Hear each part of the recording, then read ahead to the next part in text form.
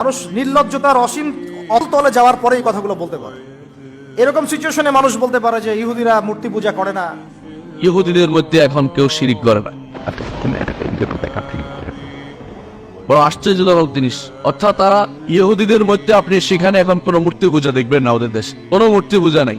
আর নিয়মও আছে যে জাতি মূর্তি পূজা করে না তাদেরকে দ্রুত থামিয়ে দেওয়া যায়। ক্ষমতার দ্বন্দ্বে আলাদা দেশে কোনো সন্দেহ নাই, ক্ষমতার দ্বন্দ্বে আলাদা দেশে। আর এখন বলছে আমাকে হেল্প করে দেখেন, আপনাকে কে হেল্প অনেক ওরা উন্নতি করছে। হ্যাঁ, কে বলেছে হামাস ওখানে যুদ্ধ করছে? ওরা ইহুদিদেরই তৈরি করা।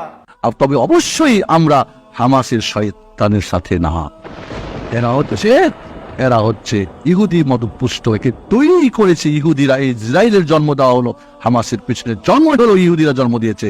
ওই জন্য ফিলিস্তিন থেকে ভাগ হয়ে আলাদা গাজা দখল করে বসে আছে। ওর কোনো সরকার নেই, কিছুই নেই। ও পাগলা কুত্তাকে যখন মারছে, তোরে মারলে কে ওর পেছনে যাবে? পাগলের কাজ করতেছে, কেন প্রতিহত করবে? কি আছে ঢাল তলোয়ার?